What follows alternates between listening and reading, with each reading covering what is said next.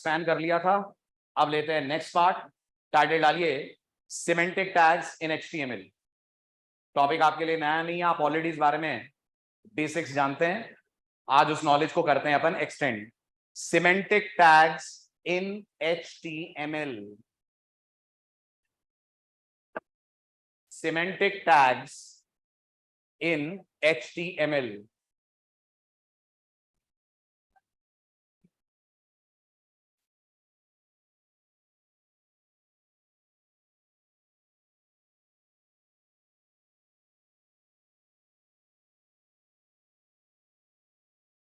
चलिए, अब अपन ने लास्ट लेक्चर में डिस्कस कर लिया था डिव और स्पैन के बारे में। अब बात करते हैं सिमेंटिक टैग्स के बारे में। तो सबसे पहले बताइए, ये वर्ड आपके लिए नया तो है नहीं, सुन चुके हैं आप ऑलरेडी इसके बारे में। क्या होते हैं HTML के अंदर सिमेंटिक टैग्स? ऐसे टैग्स जिनका नाम मीनिंगफुल हो, जिनके नाम से ये पता चल जाए वो जनरली किस पर्पस के लिए आपके वेब पेज में यूज होंगे। फॉर एग्जाम्पल टेबल, समझ में आ रहा है टेबल से टेबल बनती होगी, राइट। लेकिन नहीं समझ में आ रहा है डिव से क्या बनता होगा, करेक्ट। तो डिव से मिलते जुलते ढेर सारे टैग्स आपको HTML5 ने इंट्रोड्यूस करके दिए हैं। गौर करिएगा, ये सब डिव हैं लेकिन अलग अलग नामों से हैं। क्या है? सब डिव हैं लेकिन अलग अलग नामों से हैं। जैसे लास्ट लेक्चर में आपने बैनर बनाया था। बैनर के लिए आपने क्या यूज करा था? तो आपका जवाब है डिव। बॉडी के लिए क्या यूज करा था? डिव। फुटर के लिए क्या यूज करा था? डिव। अब ये जो बैनर, हेडर, फुटर है, इनके जगह इनके नामों के टैग्स आएंगे। बैनर के लिए हेडर, मेन बॉडी के लिए मेन टैग का नाम है, नीचे वाले पार्ट के लिए फुटर। तो जब भी आप कोई वेब पेज बनाएं, रादर देन यूजिंग डिव्स, आप डिव के मीनिंगफुल वर्जन्स यूज करेंगे and those meaningful versions are called as semantic elements, right? कुछ semantic elements से आप मिल चुके हैं। जब आप HTML में टेबल बना रहे थे तो एक टी हेड आया था, एक टी बॉडी आया था, एक टी फुट आया था। बिल्कुल ऐसे अब आप डिव के ऑल्टरनेट HTML टैग्स पढ़ेंगे जो हैं डिव लेकिन नाम मीनिंगफुल हैं, राइट। तो कुछ के नाम पढ़िए और बताइए, नाम से कुछ अंदाजा लग रहा है? वो तो आप पढ़ चुके हैं। स्पैन सिमेंटिक नहीं है, स्पैन देकर कभी नहीं पता चलता है कि क्या होगा। वो तो हम डेवलपर हैं, हमने स्पैन पढ़ लिया है तो हमें पता है स्पैन मतलब छोटा सा एरिया। लेकिन आप किसी आम इंसान से पूछिए स्पैन माने क्या, तो वो नहीं बता पाएगा स्पैन का मतलब क्या होता है। सिमेंटिक्स वो होते हैं जो थोड़ा बहुत भी टेक्निकल नॉलेज रखने वाला बंदा नाम से अंदाजा लगा ले क्या करेंगे। जैसे कि ये कुछ सिमेंटिक एलिमेंट्स हैं। हेडर, कुछ समझ में आ रहा है क्या क्या पर्पस होगा इसका आपके वेब पेज में? हेडर बार बनाने के लिए, नैव बार बनाने के लिए, मेन एक्चुअल कंटेंट के लिए, आर्टिकल सेक्शन। अगर आप मान लीजिए कोई वेबसाइट बना रहे हैं जिसमें आप कोई पोस्ट डाल रहे हैं, पोस्ट के अंदर आर्टिकल होंगे, आर्टिकल्स के सेक्शंस होंगे। ये article section. Aside, side bar, जिसपे आप देखते होंगे नॉर्मली वेबसाइट्स पे एड्स आते हैं, तो वो असाइड के लिए है। Last is footer. और भी है लेकिन ये 5 या 7 हमारे सबसे ज्यादा काम आने वाले सिमेंटिक टैग्स हैं। अब देखिए बिना सिमेंटिक टैग के कोड कैसे दिखता है, सिमेंटिक टैग से कोड कैसे दिखता है। सबसे पहले अगर आपने लास्ट लेक्चर मिस ना करा हो तो हमने भी कुछ ऐसे ही करा था। हर काम के लिए डिव यूज करा था और डिव को एक आईडी दी थी। आईडी मीनिंगफुल देने की कोशिश की थी ताकि कोई भी हमारा कोलीग हमारे पेज को पढ़े तो उसे हेडर देखकर समझ में आ जाए इस डिव के अंदर बैनर वगैरह होंगे, नैव देखकर समझ में आ जाए नेविगेशन होगा, सेक्शन देखकर समझ में आ जाए अंदर का कंटेंट होगा, फुटर देखकर समझ में आ जाए कॉपीराइट वगैरह होगा। HTML5 ने इस बात को समझा और उन्होंने जितनी आईडीज हैं इनके नाम पे ही आपको टैग्स दे दिए। ना सिर्फ आपके लिए लिखना आसान है बल्कि स्क्रीन रीडर्स के लिए, ब्राउजर्स के लिए और आपके कोलीग्स के लिए इन्हें पढ़कर ये समझना आसान है कि ये सारे के सारे अपने आप में क्या करते होंगे। उदाहरण के तौर पे फिगर, नाम से समझ में आ रहा है इसमें कुछ ना कुछ फिगर यानी इमेज होगी। फिग कैप्शन, फिगर का या इमेज का टाइटल सेट होगा। नैव, नेविगेशन होगा। Section, footer, they all are शहरी वर्जन्स ऑफ डिव। आप ये बोल सकते हो डिव गांव वाला है, ये उसके शहर वाले वर्जन है ये भी डिव्स, ये भी पूरी विड्थ लेंगे, ये भी अपने आप को एक्सपैंड करेंगे पूरी रो जितना। हाइट इनकी भी कंटेंट के बराबर होगी। ब्लॉक एलिमेंट ये भी कहलाएंगे, बॉर्डर वगैरह इन पे भी दिया जाएगा। बस नाम डिव की जगह हेडर, नैव ये रख दिया गया है, राइट। लिखिए फटाफट HTML5 सिमेंटिक एलिमेंट्स लिखें। द वर्ड सिमेंटिक एलिमेंट्स लिखते चलिएगा online students. The word semantic elements in HTML, the word semantic elements in HTML indicates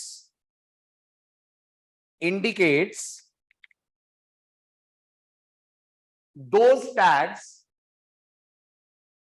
whose names are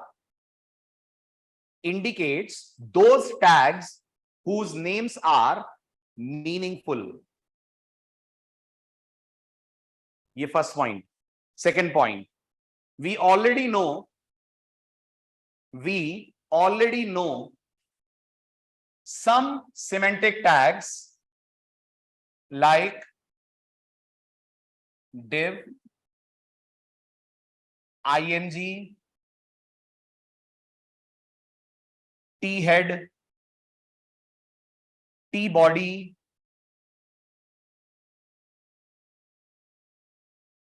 t-foot, table, etc. div, img, t-head, t-body, t-foot, table, etc. सब पे angular bracket लगाइएगा। Third point, however, HTML5 has also introduced, third point, sorry, my mistake, not div, इसको कर दीजिए H1 heading, div काट के H1 कर दीजिए। अब लिखिए third point, however, HTML5 has provided some more meaningful tags which are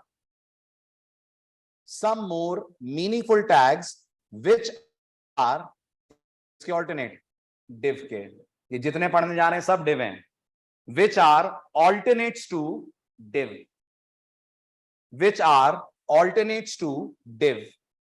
but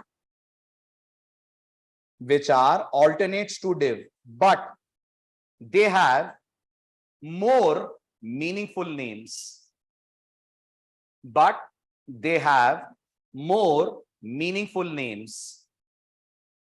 फिर बोल रहा हूं पूरी line, however, HTML5 has provided some more semantic tags which are alternates to div but have more meaningful names. Question लिखिए इससे पहले कि मैं आपको इनके नाम लिखाऊं। Why to use semantic tags when we already have div? Question लिखिए, why to use semantic tags when we already have div? जब div है तो div के alternates क्यों? Why to use semantic tags when we already have div? जवाब लिखिए। First point, if a page uses semantic tags, it becomes more readable. If a page uses semantic tags, it becomes more readable. Benefit number 1. Benefit number 2. Semantic tags are SEO friendly. Semantic tags are SEO friendly, as well as can be easily, semantic tags, फिर बोल रहा हूं ध्यान दीजिएगा, semantic tags are SEO friendly, as well as can be easily understood by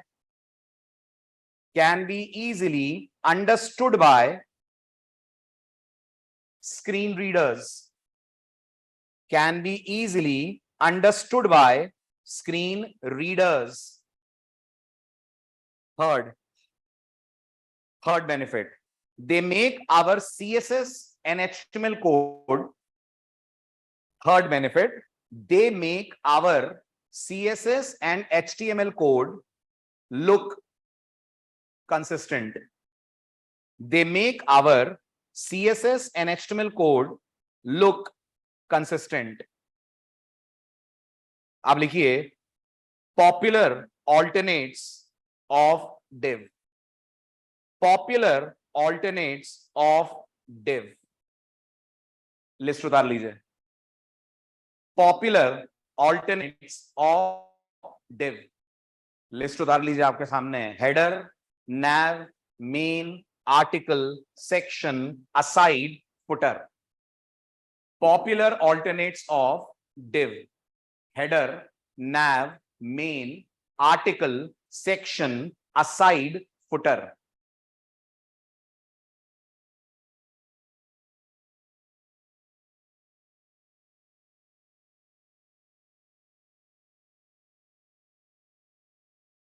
लिखा? हाँ जी, हाँ बस 1 2 3 4 करके लिख लीजिए 6 सारे. हाँ ये उसी पॉइंट का पार्ट है, उसी पॉइंट का पार्ट है. हो गया? अब लिखिए पहला हेडर टैग. सब एक एक लाइन की थ्योरी है, फटाफट लिखते चलिए. फिर अपने लास्ट लेक्चर वाले कोड को रीराइट करेंगे HTML5 में.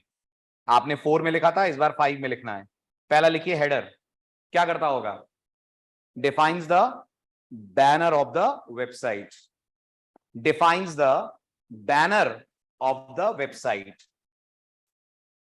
That is introductory information. Defines the banner of the website. That is introductory information.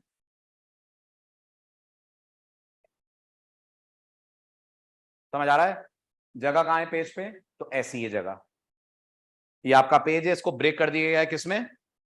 Div की जगह सिमेंटिक टैग्स में. तो सबसे ऊपर जगह होती है हेडर की. कितने? एक वेबसाइट में एक, क्योंकि एक वेबसाइट का एक ही इंट्रोडक्शन होगा, इसलिए हेडर शुड बी 1. लिखा? ये मत उतारिएगा इमेज, ये तो आपके साथ शेयर हो जाएगी. अपने कोड को रन करेंगे, वो आप देखिएगा. अगला लिखिए. अगला कौन है? Which is the second one? Very good. Nav. क्या करता है? क्या करता है? नेविगेशन बार बनाता है. लेकिन एक बड़ी गलतफहमी से बचना. बहुत सारे स्टूडेंट्स को ऐसा लगता है, आपके पहले वाले बैच में ऐसा हुआ, उनको लग रहा था खाली नैव लिखने से बार बन जाता होगा. जी नहीं, नैव सिर्फ डिव की जगह लेगा. अंदर वो सारे काम करने पड़ेंगे जो आपने नैव बार में करे थे. याद है? UL, LI, anchor, padding, display, block, inline, वो सब करना पड़ेगा आपको. ये मत सोचिएगा खाली नैव लिखकर उस दिन का आधे घंटे का लेक्चर 1 मिनट में पूरा हो जाएगा. ऐसा नहीं है. नैव सिर्फ उस डिव की जगह लेगा जो आपने नैव बार बनाते वक्त डिव के नाम से बनाया था. फायदा आपको कुछ नहीं होगा एज अ डेवलपर, ब्राउजर्स को होगा, सर्च इंजन्स को होगा, स्क्रीन रीडर्स को होगा. आपके लिए तो आउटपुट बिल्कुल सेम रहेगा, चाहे नैव हो चाहे डिव हो. तो लिखिए नैव के बारे में. Used to generate navigation menu. Used to generate navigation menu. Third, main tag. Third is main tag.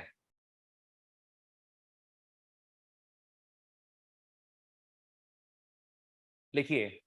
Contains the actual content of the website. Contains the actual content of the website. यहां कहां है? दिख ही नहीं रहा. बुद्धि लगाओ, कहां आना चाहिए? क्या लग रहा है आपको? इस वेबसाइट का मेन कंटेंट क्या है? सेक्शन और आर्टिकल. तो उनका पेरेंट होगा मेन टैग. और जैसे सी में पढ़ा था, एक प्रोग्राम में एक मेन, ऐसे एक वेब पेज में भी एक मेन टैग. नहीं, ये मेन में नहीं आएगा. क्यों नहीं आएगा? उसका कारण सुनो. ये जनरली एडवर्टाइजमेंट्स के लिए होता है. और आप देखते हो कि आप अपने ब्राउजर्स के अंदर ऐसे प्लगइन डाल सकते हो कि एड्स रुक जाएं. एड ब्लॉकर अगर सुना हो तो, एड ब्लॉकर अगर आप एनेबल कर दोगे तो एड आना बंद हो जाएंगे, असाइड छुप जाएगा, लेकिन मेन दिखना चाहिए. इसलिए असाइड असाइड ही रहेगा. उसका नाम ही असाइड है कि वो इतनी ज्यादा इंपॉर्टेंट इंफॉर्मेशन नहीं है. यानी अगर ये छुप जाए तो मेरी वेबसाइट के बिहेवियर पे, कंटेंट पे कोई फर्क नहीं पड़ेगा, बिजनेस पे जरूर पड़ेगा. क्योंकि एड्स दिखना बंद हो जाएंगे यूजर को, राइट। लिखिए, मेन टैग लिखा, contains the main content of the website. Sir semantic tags में आईडी दे सकते हैं, बिल्कुल इम्तियाज, बिल्कुल दे सकते हैं आप आईडी। इमेजिन करिए आपके पास 2 सेक्शंस हैं तो आईडी देनी पड़ेगी, 2 आर्टिकल हैं तो आईडी देनी पड़ेगी। एसईओ का मतलब होता है सर्च इंजन ऑप्टिमाइजेशन। ऐसी वेबसाइट डिजाइन करना जिनको रैंकिंग में हायर रैंक मिले गूगल की तरफ से, उसे बोलते हैं एसईओ। मतलब आप मान लो वेबसाइट की मार्केटिंग करने का तरीका। क्या लिखा last? contains the main content of the website, that is the actual information to be conveyed to the user, the actual information to be conveyed to the user, actual information to be conveyed to the user। उसी में लिख लीजिए, one website should have one web page should have one main tag।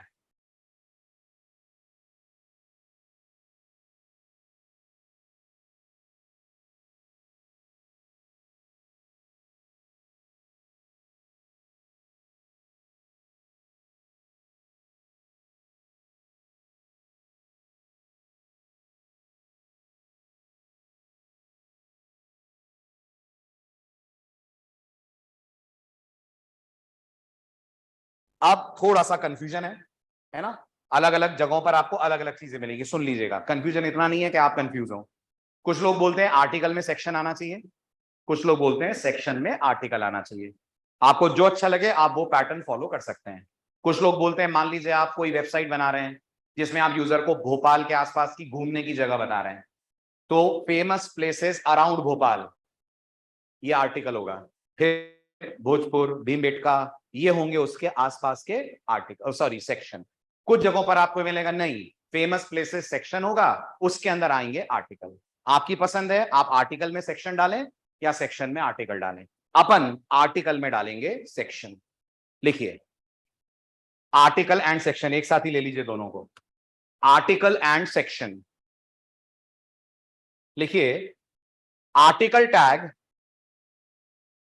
contains self descriptive content। article tag contains self descriptive content and can be further divided into क्या? multiple sections, and can be further divided into multiple sections। अगला point, however the above rule can be reversed also। however the above rule can be reversed also, that is a section can also contain article। however the above rule can be reversed also, that is a section can also contain articles।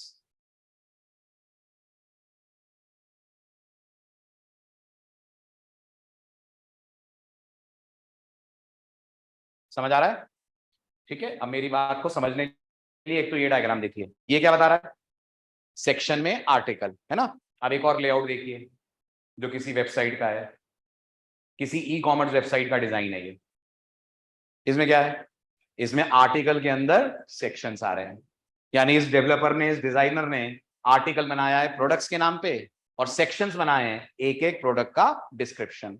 For example article होगा all about iPhone. अब iPhone के अलग अलग versions, उनका अलग अलग description. या all about Apple products, तो ये हो गया हमारा आर्टिकल एप्पल प्रोडक्ट्स। एप्पल के जितने प्रोडक्ट है उनका एक एक प्रोडक्ट का डिस्क्रिप्शन, उसके होंगे अलग अलग सेक्शन। ठीक है, तो इसमें कोई हार्ड एंड फास्ट रूल नहीं है। ठीक है विनीत, मैंने लास्ट लाइन बोली, how ever the above rule can be reversed also. ठीक है, चलें आगे, हो गए सारे। अब एक बच गया लास्ट आपका फुटर। लिख लीजिए फुटर, वो तो खुद ही बता दीजिए आप क्या करेगा। कितने फुटर? एक फुटर। क्या रखेगा? कॉपीराइट इंफॉर्मेशन या general information, website developed by something, that is footer. अच्छा असाइड भी रह गया, सॉरी असाइड भी लिख लीजिए, असाइड, फुटर से पहले असाइड लिख लीजिए। Aside contains less relevant information, contains less relevant information, बिल्कुल बिल्कुल हर्ष बोल रहा हूं, लिखिए असाइड के बारे में, contains less relevant information like sidebar, contains less relevant information like sidebar। Last लिखिए फुटर, लास्ट लिखिए footer,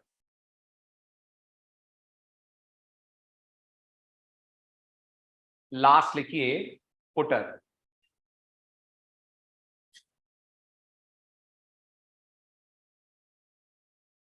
contains footer information like copyright, like copyright और website developers information etc, like copyright और website developers information etc। ठीक है, चलिए अब इस knowledge को करिए यूज। ये आपका लास्ट लेक्चर का पेज है जिसमें आपने कोड लिखा है बट यूज करा है आपने HTML4 के टैग्स को। प्राइमरीली आपने इस पूरे पेज के अंदर मेजॉरिटी ऑफ डिव्स लगाए। व्हाट आई वांट इज, मुझे इस पेज को एकदम सेम आउटपुट चाहिए, but instead of using HTML4 we want to use HTML5। तो आपके सामने 4 का कोड है, बदलवाइए इसको 5 में, करिए हेल्प मेरी। सिंपल है, बहुत सिंपल है। दिस शुड बिकम, शाबाश, दिस शुड बिकम हेडर। ये हेडर होगा तो हेडर अपने आप क्लोज होगा।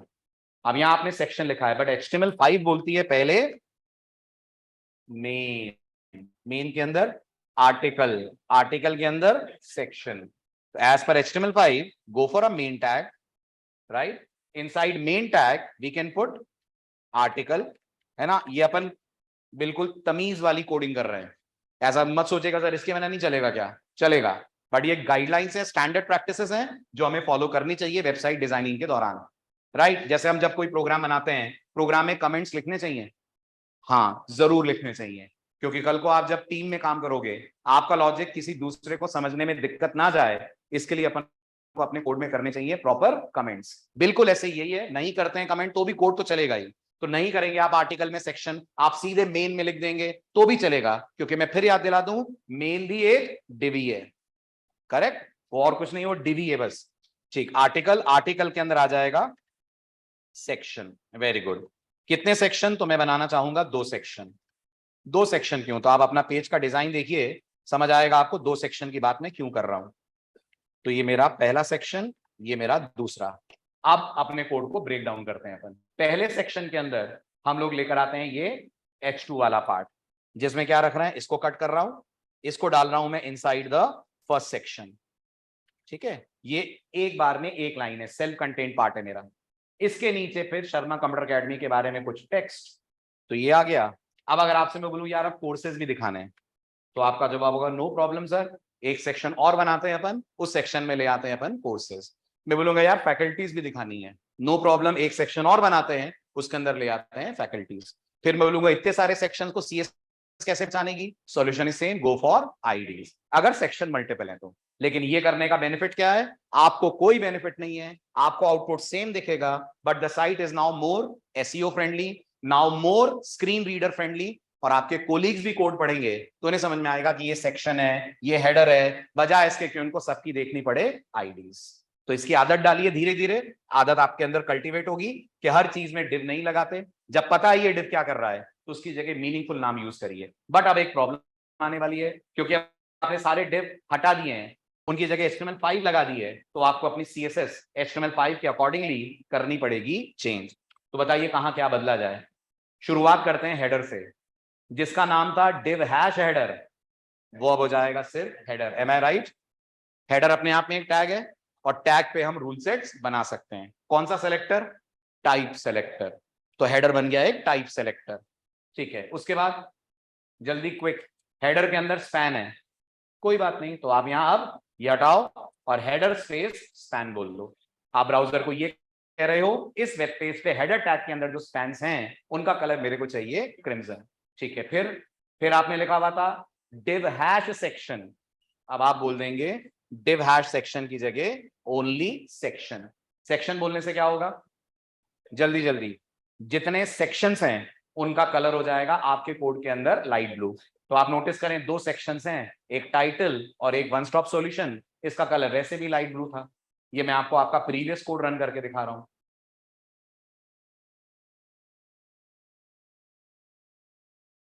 ये वो है जो आप बना के गए हैं। तो चेक करिए, ये सेक्शन है जिसमें welcome to Sharma computer academy है, नीचे है योर वन स्टॉप सॉल्यूशन। ये पूरा अपन ने डाल दिया है एससीए पेज 2 में इनसाइड सेक्शन। रन कीजिए, आउटपुट में कोई डिफरेंस नहीं दिखेगा आपको। Are they pages looking exactly same? बस अगर आप नोटिस करें तो एक ये पार्ट हमारा मिसिंग है, ये वाला पूरा ब्लू आ रहा है, इसके अंदर आ रहा है गैप। तो क्या मिस कर रहे हैं अपन? आर्टिकल। कौन सा आर्टिकल में? सेक्शन खत्म हुआ और आर्टिकल शुरू हुआ, तो एक काम करते हैं, इसको बोलते हैं तुम तो भाई आर्टिकल बन जाओ। करेक्ट है? जब ये आर्टिकल पे रूल सेट लग जाएगा, it is going to cover entire sections. वहां गैप क्यों आ रहा था?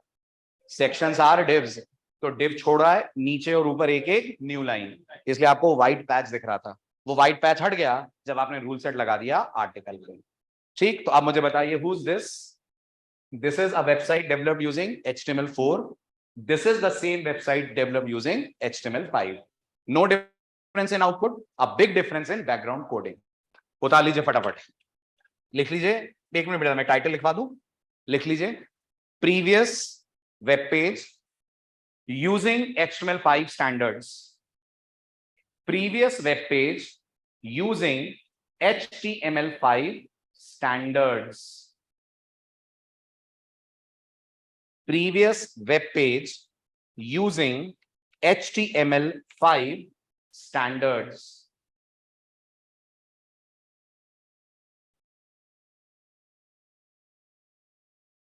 उतारिए ध्यान से।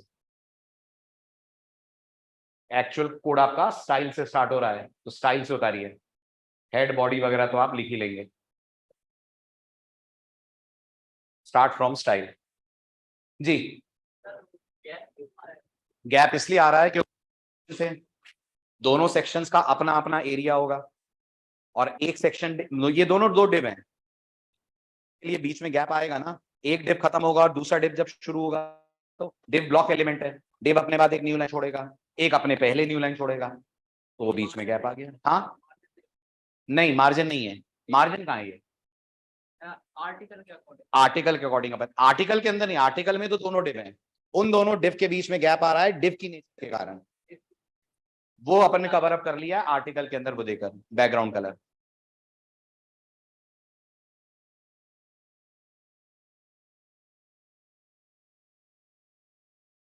दो डिव्स के कारण अंशुल, दोनों डिव जब एंड होंगे तो एक एक न्यू लाइन देंगे ना।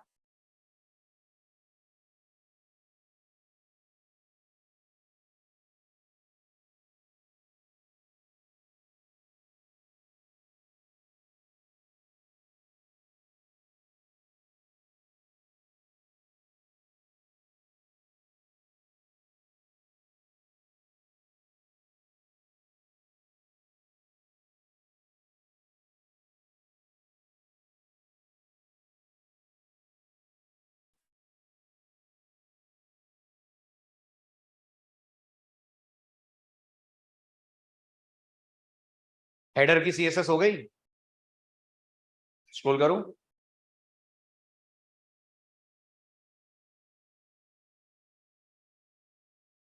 हाँ जी, तो आर्टिकल एक ही है ना अंशुल, तो न्यू लाइन की बात ही नहीं आई। पूरे आर्टिकल का एक ही बैकग्राउंड कलर हो गया, लेकिन सेक्शन दो थे।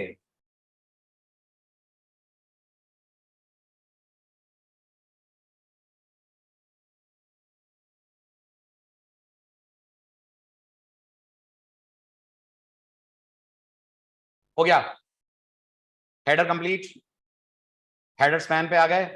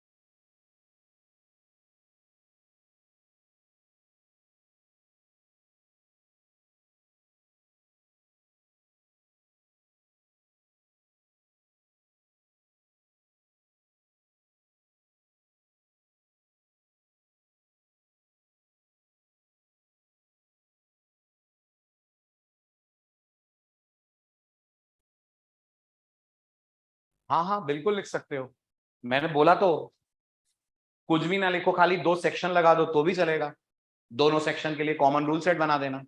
बट द प्रॉब्लम इज ये स्टैंडर्ड गाइडलाइन है। हाँ हर्ष चल जाएगा, क्योंकि इस पर्टिकुलर वेब पेज में हमारे पास सिर्फ 2 ही स्पैन हैं जो हेडर के अंदर हैं, लेकिन अगर और ज्यादा स्पैन होते तो फिर सबका कलर क्रिम्सन हो जाता।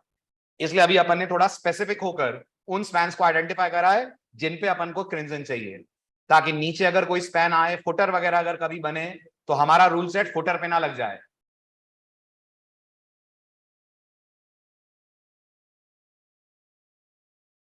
बिल्कुल प्रशांत, जो आर्टिकल पे लगाई है वो आप मेन पे भी लगा सकते हैं, कोई जबरदस्ती नहीं है कि वो आर्टिकल पे ही लगे। ठीक है, चलें आगे।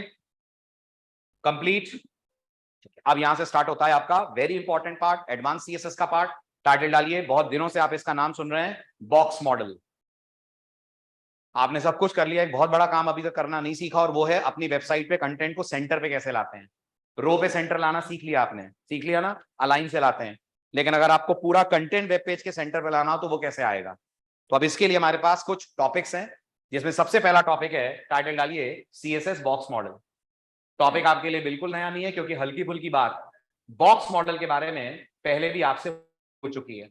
सीएसएस बॉक्स मॉडल, टाइटल डालिए, फिर मैं कॉन्सेप्ट समझाता हूं, फिर पॉइंट्स लिखते हैं अपन। CSS box model.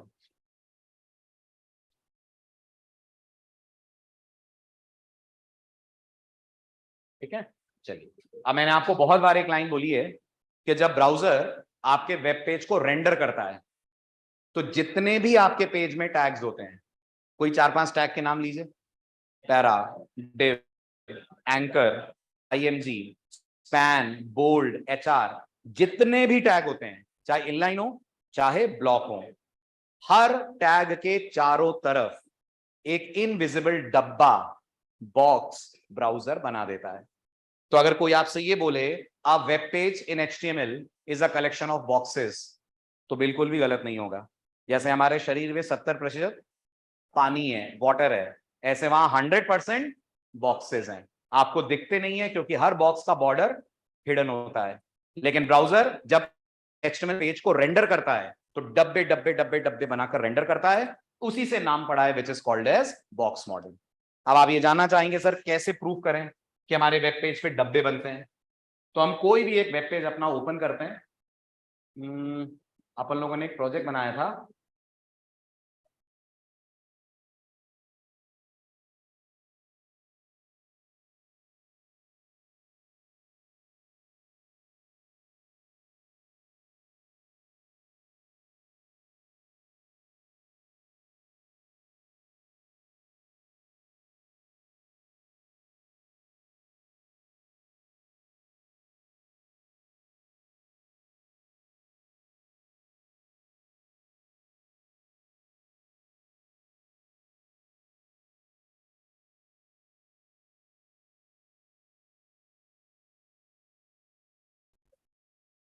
ये पेज याद है आपको? याद है? इस पेज में आपको कहीं नहीं दिख रहा होगा कि कुछ बॉक्स लगे हुए हैं, बट द रियलिटी इज इस पेज में ढेर सारे बॉक्सेस हैं। और इस सच्चाई को जानने के लिए आपके ब्राउजर्स में एक एक्सटेंशन आता है, आप उस एक्सटेंशन को यूज कर सकते हैं। वो एक्सटेंशन आपके सामने अब मैं ओपन कर रहा हूं। इंटरनेट पे जाइए और एक एक्सटेंशन ढूंढिए जिसका नाम है पेस्टिसाइड। बड़ा अजीब सा नाम है, कीटनाशक, पेस्टिसाइड। कौन है ये पेस्टिसाइड? ये पेस्टिसाइड क्रोम के लिए एक एक्सटेंशन बनाया है, जिसको अगर आप क्रोम के अंदर इंस्टॉल कर लें तो जो पेज आपको एकदम प्लेन सा दिख रहा है, सच्चाई पता चलेगी आपको कि उसके अंदर जितने एलिमेंट हैं सब पे लगे हुए हैं बॉक्सेस। कैसे? तो अपन लोग इस एक्सटेंशन को इंस्टॉल करते हैं क्रोम में। थोड़ा नेट स्लो चल रहा है आज।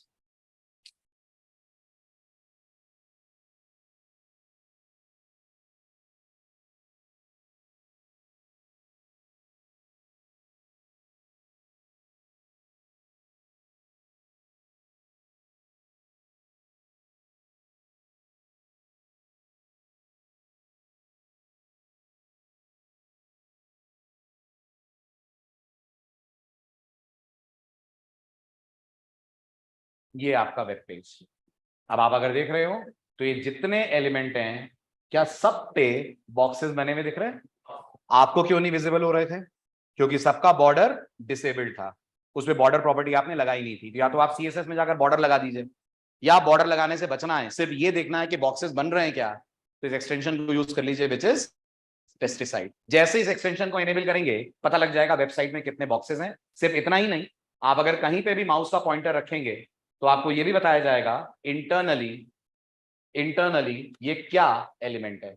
कंट्रोल दबाइए और माउस से क्लिक कीजिए, बता रहा है ये H3 है, बता रहा है, देखिए ध्यान से, this is an H3 and who is this Java framework, this is body, who is this head office, this is H3, who's this the institute, this is H2, who's this Sharma computer academy, this is H1। क्या कर रहा हूं मैं? Control press करके mouse से click करता जा रहा हूं। तो पेस्टिसाइड मुझे ये भी बता रहा है कि एक्चुअल में ये टैग कौन सा है। ठीक है, जब आप जावास्क्रिप्ट पढ़ोगे तो ये पूरी जानकारी आपके समझ में आएगी। अभी आपको एक क्यूरियोसिटी हो रही होगी, सर ये कर्ली ब्रेस क्यों है? क्योंकि ये एक्चुअल में ऑब्जेक्ट्स हैं, जावा के अंदर ऑब्जेक्ट्स होते हैं, ऐसे जावास्क्रिप्ट में भी ऑब्जेक्ट्स होते हैं। जावा में ऑब्जेक्ट्स के लिए आप क्लास बनाते हो, जावास्क्रिप्ट में ऑब्जेक्ट के लिए हम ब्रेसेस लगा देते हैं। ब्रेसेस लगा दिए मतलब जावास्क्रिप्ट में बन गए ऑब्जेक्ट। अभी टेंशन मत लीजिए, जेएस आने ही वाली, आने वाले वीक में, तब आप इसको डिटेल में पढ़ेंगे। अभी बस मैं ये प्रूव कर रहा था, आई होप आपको समझ आ गया होगा। कुछ भी आप बनाएंगे उसके चारों तरफ बनेगा एक बॉक्स, इसलिए नाम पड़ा है बॉक्स मॉडल। ठीक है, ये तो हो गया H1 के पहले कोई इमेज है। हाँ है, पाथ गलत हो गया इसलिए नहीं आ रही है, अपन पाथ सही कर देते हैं। आई होप अब आ जानी चाहिए। क्लियर? ओके प्रशांत, ओके राइट। तो ये था, ये प्रूफ कि भाई आपके वेब पेज पे बॉक्सेस तो होते हैं। अब ये जो बॉक्स मॉडल है ये आपको 4 प्रॉपर्टीज पे काम करना सिखाता है। कौन सी 4 प्रॉपर्टीज? पहली है कोई भी टैग के अंदर का कंटेंट, जैसे आप प्रोग्रामिंग की भाषा में बोलेंगे डेटा। तो H1 का डेटा क्या था? Sharma computer academy, that is called as content area. Content area और बॉर्डर के बीच का gap, we all know it's known as padding. चारों तरफ जो बॉर्डर नहीं था अगर वो आ जाए तो it is called as border, और इस एलिमेंट के बाहर का जो एरिया है that is called as padding, तो sorry that is called as margin. Diagram देखिए तो आप फटाफट मेरी बात समझ पाएंगे। आराम से देखिए और मुझे बताइए ये डायग्राम से कुछ कुछ समझ आ रहा है? ये क्या है? कंटेंट, ये जो ब्लू कलर का दिख रहा है ये आपके द्वारा लिखा गया एक्चुअल टेक्स्ट है। ये टेक्स्ट ही होगा? नहीं, अगर इमेज है तो फिर ये इमेज होगी। The actual data your page is showing is known as content. उस डेटा और एज के बीच का, top edge, bottom edge, right and left edge, बीच का gap is called as padding. Padding के बाहर लेकिन बॉर्डर के अंदर वाला एरिया बॉर्डर है, और बिल्कुल बॉर्डर के बाहर निकल जाओगे तो बन जाएगा मार्जिन। ये 4 चीजों पे मास्टरी कर लीजिए आप आराम से। इसके बाद बस एक लेआउटिंग और पढ़ लीजिए तो आप आराम से किसी भी वेब पेज पे एलिमेंट्स को मन मर्जी मुताबिक पोजीशंस दे पाएंगे। टेबल पे डिपेंडेंसी आपकी हट जाएगी, बस इनके साथ क्लब करना पड़ेगा आपको डिव्स को या सिमेंटिक टैग्स को, और उनके हिसाब से आप सेट कर पाएंगे मार्जिन, पैडिंग या बॉर्डर। जैसे हमने अभी जो पेज बनाया, मैं चाहता हूं वो जो ऊपर टाइटल आ रहा है शर्मा कंप्यूटर एकेडमी, वो ऊपर से थोड़ा नीचे आ जाए, तो आप चेंज करोगे उसकी मार्जिन। पैडिंग नहीं, पैडिंग में वो नीचे नहीं आएगा, पैडिंग में अपनी जगह रहेगा और अपना एरिया बढ़ाएगा। मैंने तो बोला नीचे आ जाए, टॉप एज से नीचे बुला लो थोड़ा, तो आप करोगे सेट उसका margin. Margin is social distancing between 2 elements. जैसे मैंने 2 इमेज रखी, बिल्कुल कोलाइड करेंगी क्योंकि इमेजेस इनलाइन होती हैं। मैं चाहता हूं नहीं यार कोलाइड नहीं करना, थोड़ा दूर दूर लाना है। ई कॉमर्स वेबसाइट्स पे होता है, जब आप कोई प्रोडक्ट देखते हो तो square square square square images आती हैं, उनके बीच में डिस्टेंस आता है, वो कौन ला रहा है? वो लाने का काम कर रहा है मार्जिन। तो ये सारे सीएसएस के एट्रीब्यूट हैं जिसमें कंटेंट कुछ नहीं है क्योंकि कंटेंट आपका डेटा है। Other than that, padding, border, margin, they all are CSS properties जो एक बॉक्स को कंट्रोल करने का काम करती हैं। लिखिए फटाफट बॉक्स मॉडल। अच्छा, एक और डायग्राम देखिए लिखने से पहले, ये और अच्छे से आपको समझाएगा। ये जो व्हाइट कलर का एरिया है ये टेक्स्ट है, कंटेंट है, राइट। येलो वाला जो एरिया है ये पैडिंग है। जो डार्क बॉर्डर दिख रहा है आपको वो बॉर्डर है, और बॉर्डर के बाहर जो दिख रहा है दैट इज मार्जिन। तो ब्लू कलर वाला area is margin, yellow colour is padding, white colour is content, black colour की जो थिक लाइन दिख रही है दैट इज बॉर्डर। कुछ कुछ आया समझ? अब आपसे अगर मैं बोलूंगा ये डिस्टेंस थोड़ा बढ़ाओ तो आप चेंज करोगे मार्जिन। मैं आपसे अगर बोलूंगा ये जो बॉर्डर है ना इसका और अंदर का गैप थोड़ा सा कम करो तो आप चेंज करोगे पैडिंग। क्लियर हुआ? राइट। लिखिए सीएसएस बॉक्स मॉडल। लिखिए every element displayed on a web page, every element displayed on a web page is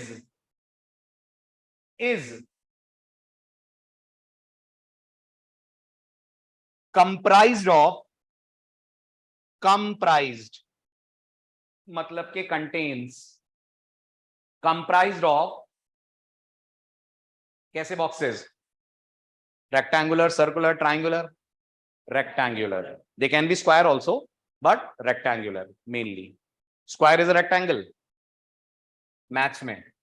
Yes, a square is a rectangle, a rectangle is not a square, right? तो उसको आप rectangle बोल सकते हैं. Is comprised of rectangular boxes and same point, the box model in CSS, the box model in CSS describes how these boxes will be laid down. Box model in CSS describes how these boxes will be laid down. How these boxes will be laid down. Second point, box model mainly deals with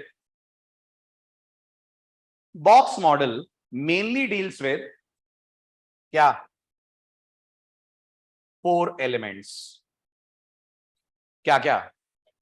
content, padding, border, margin. लिखिए पहला content. क्या होता है content? लिखिए उसके सामने। It can be text, image, anything. It can be text comma image और anything we want to add in the web page. It can be text comma image or anything we want to add in the web page. Video भी, वो भी content है? Yes. It can be text comma image or anything we want to add in the web page. दूसरा लिखिए padding. क्या ये? कौन सा गैप? कंटेंट और बॉर्डर के बीच का अंदर वाला गैप। तो लिखिए this is the inner space. Padding के बारे में लिखिए this is the inner space between content and the border.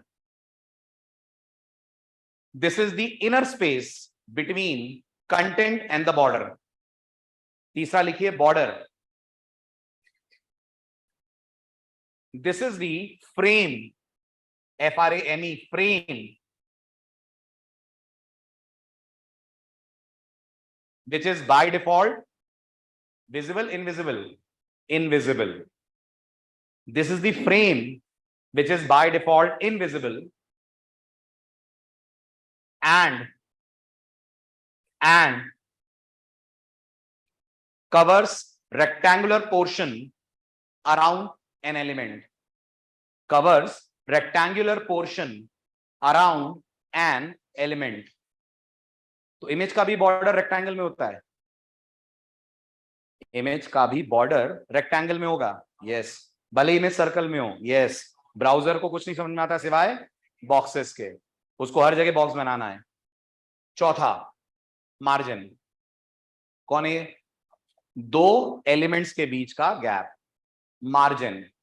This is the outer space between frame and next item. This is the outer space between frame and next item. Diagram उतारिए, बहुत बहुत काम आएगा, क्योंकि बार बार slide refer नहीं करेंगे अपन, आप ये डायग्राम रेफर करेंगे। Note this down. अब कलर तो आप कर नहीं पाओगे तो नाम लिख लेना बस, कोई नहीं अब रंग भरने बैठ गए।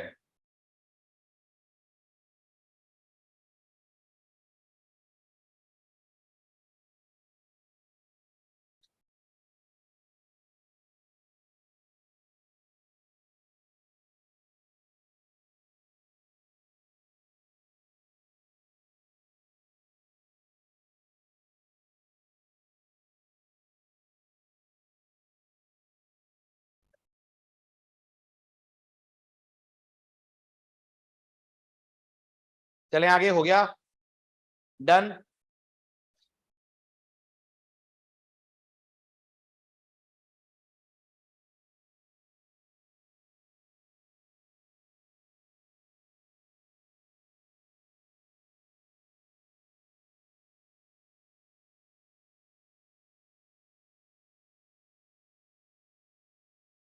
Complete.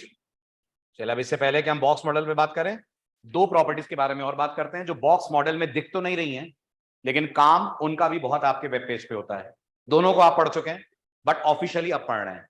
Width and height, width and height क्या करेंगी ये? विड्थ क्या सेट करेगी? एलिमेंट कितना हॉरिजॉन्टली एक्सपैंड करेगा, ना बताओ तो, जल्दी जल्दी जल्दी, ना बताओ तो फिर डिपेंड करता है वो कैसा है। अगर इनलाइन है तो कंटेंट जितना, अगर ब्लॉक है रो जितना। हाइट ना बताओ तो हर एक के लिए कंटेंट जितना, इनलाइन के लिए भी और ब्लॉक के लिए भी। यस, दोनों की हाइट कंटेंट के बराबर होती है। विड्थ कंटेंट के बराबर होती है इनलाइन की, रो के बराबर होती है ब्लॉक की। इसे बदलना हो तो दो प्रॉपर्टीज हैं, विड्थ और हाइट। लिखिए, टाइटल डालिए विड्थ एंड हाइट। देखें, although they are not a part of box model, ये बॉक्स मॉडल का हिस्सा नहीं है। Although they are not a part of box model, but they are very important for setting। अच्छा, ये किसकी विड्थ हाइट होगी चारों में से? कंटेंट की, very good. But they are very important for setting width and height of content inside an element. मतलब width height में ये लोग आते ही नहीं है, पैडिंग बॉर्डर मार्जिन नहीं आते हैं। तो मतलब अगर मैंने बोल दिया विड्थ 100 पिक्सल, पैडिंग 30 पिक्सल, तो पूरा डब्बा 130 पिक्सल। नहीं आया समझ? मैंने बोला विड्थ 100 पिक्सल, किसकी विड्थ? कंटेंट की, उसमें पैडिंग और जोड़ दो, बल्कि 130 भी गलत, 160, 30 इधर और 30 इधर। समझ रहे हैं आप? जो आप विड्थ देते हो वो पैडिंग की नहीं होती है, वो सिर्फ कंटेंट की होती है, पैडिंग अलग से उसमें जुड़ेगी। तो फिर पूरा डब्बा padding plus width plus padding की हॉरिजॉन्टल विड्थ ले लेगा। नहीं आया समझ? आया? जो आप विड्थ देते हो, इस लाइन को पढ़ो आप, आई थिंक ये लाइन आपको ज्यादा क्लियर मेरी बात समझाएगी। पढ़ो last line.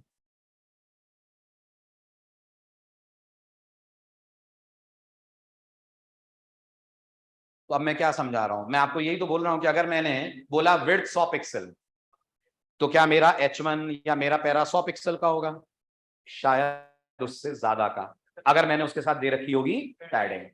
This is what I want to understand, क्योंकि ये पता चलेगा तो समझ में आएगा। एक एक्सरसाइज आएगी जिसमें मैं आपको बोलूंगा एक बॉक्स का राइट एज और एक का टॉप एज कोलाइड करो, तो करनी पड़ेगी थोड़ी सी मैथ्स कि ये कहां खत्म होगा तो ये कहां से शुरू होगा। इसलिए खाली विड्थ सिर्फ कंटेंट की विड्थ होती है, उसमें शामिल नहीं होते हैं पैडिंग्स और बॉर्डर्स। तो और अच्छे से अगर इस डायग्राम को देखकर अपन समझें कि अगर मैंने विड्थ बदली तो क्या बदलेगा, अगर मैंने विड्थ बदली तो ये व्हाइट वाला एरिया बदलेगा, उसमें फिर ये पैडिंग, और जैसे कि मैंने बोल दिया जो येलो वाला एरिया ये मेरे को 40 पिक्सल चाहिए, तो ये तो 40 ही रहेगा, ये और बढ़ेगा, ये और 40 होगा, और एलिमेंट का पूरा एरिया इंक्रीज हो जाएगा। विड्थ डजंट इंक्लूड पैडिंग और बॉर्डर्स और margin, width is only for actual content. लिखिए, क्या लास्ट लाइन लिखी आपने? Very important for setting width and height of content. Agla point. Another point to understand is that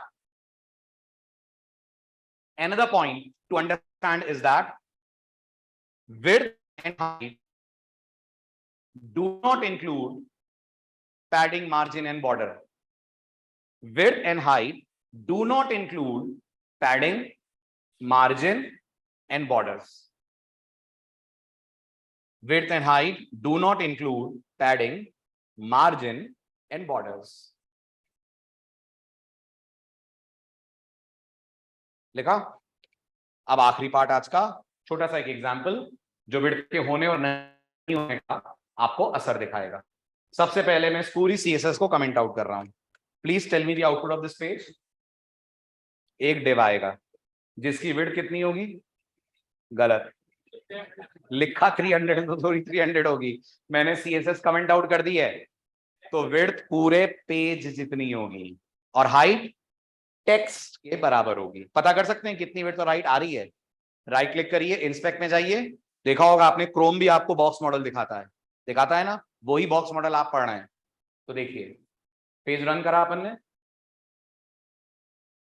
ये हमारा web page है, देखने में बिल्कुल समझ में नहीं आ रहा कि ये 300-200 नहीं है, ऐसा लग रहा है ऐसा ही होगा लिखा हुआ है। तो राइट क्लिक कीजिए, इंस्पेक्ट में जाइए, इंस्पेक्ट पे जाकर चेक करिए, तो आपको मालूम चलेगा ये जो आपका कंटेंट है, ये कंटेंट का जो विड्थ है वो अपने आप में 964। ये भी नोटिस कर रहे हैं आप, 964 सिर्फ अंदर वाले ब्लू एरिया को बोला गया है, बाहर जो आपको पैडिंग का एरिया दिया है वो अभी कैलकुलेट नहीं हो रहा है क्योंकि आपने पैडिंग दी नहीं है। और ये जो 18.4 है ये आपके फॉन्ट की हाइट है, जो आपने टेक्स्ट लिखा है ना दिस डिव, ये दिस डिव की हाइट आ रही है 18.4। अब अपन विड्थ और हाइट देते हैं तो देखिएगा क्या फर्क पड़ेगा यहाँ पे। Getting back to the code, और इस पार्ट को कर देते हैं अपन अनकमेंट।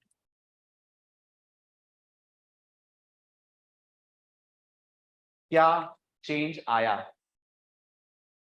कुछ आया, क्या आया, क्या लग रहा है आपको, ये अभी भी 764 964 जो बता रहा था वो है, नहीं, दिस इज 300, ये पक्का 300 है अब। अच्छा, और अगर टेक्स्ट ज्यादा होता तो, टेक्स्ट ज्यादा होता अपने आप न्यू लाइन आ जाती, अपने आप बैकस्लैश आ जाता, अपने आप बैकस्लैश आ जाता, क्योंकि ये पक्की बात है विड्थ को क्रॉस नहीं करेगा कंटेंट, उतने पे ही रहेगा। और ये हाइट अभी तक आ रही थी 18.4, अब हो गई है आपके कंटेंट के अनुसार विच इज 200 पिक्सल। गूगल बताएगा, आई मीन क्रोम बताएगा, यस करिए आप राइट क्लिक, इंस्पेक्ट करिए, क्रोम आपकी वैल्यूज दिखाएगा, चेक फॉर योरसेल्फ। जो अभी तक आ रहा था 964 वो आ रहा है अब 300, जो आ रहा था 18.4 वो आ रहा है अब 200। राइट, पैडिंग दी है, नहीं दी है आपने, राइट। अगर कोई गैप आ भी रहा है आपको लग रहा है तो वो गैप ऑटोमेटिक आ रहा है, कौन ला रहा है, ब्राउजर की तरफ से, आपने अपनी तरफ से कोई पैडिंग नहीं दी है, राइट। अगर आप यहाँ डबल क्लिक करके दें तो आप यहाँ पर कुछ पैडिंग दे सकते हैं, देख रहे हैं वहां पर एरिया आ गया, ये भी एक अच्छी चीज है, बजाय इसके कि जाकर हम आईडी में ट्राई करें, यहीं बैठकर चेंजेस करके देख लो, उसका असर आपको आपके वेब पेज पे दिख जाएगा। तो अगर मैंने यहाँ पर अपनी तरफ से कुछ पैडिंग दी, से फॉर एग्जाम्पल मैंने कहा 50 पिक्सल की पैडिंग चाहिए, कहाँ से, ये कहाँ की पैडिंग दे रहा हूं मैं, ये मैं टॉप की पैडिंग दे रहा हूँ। तो आप चेक करिए अब मेरे वेब पेज पे कुछ बॉक्स पे चेंज आ रहा है, यस जैसे ही आप दे रहे हैं ये जो टेक्स्ट था आपने देखा होगा ये नीचे आ गया था, क्यों, क्योंकि टॉप से अपन ने दे दी थी पैडिंग। क्लियर, उतारिए फटाफट छोटा सा एग्जांपल, बस आप तो स्टाइल उतारो, डिव में तो कुछ खास है नहीं। सर इसमें पेस्टिसाइड यूज कर दीजिए, हाँ कर देता हूं,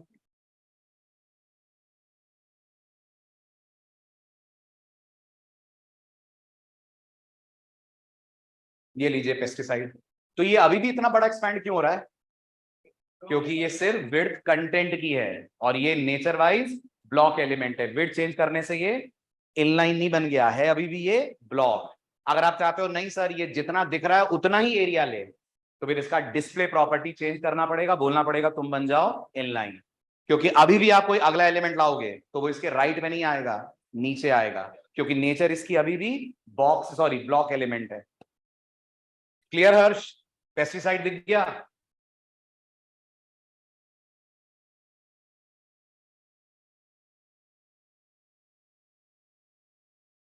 उठा लिया। आप ग्रुप चेक कर लीजिएगा, आपके टेलीग्राम चैनल पे अपडेट आ जाएगा अगले क्लास की टाइमिंग का।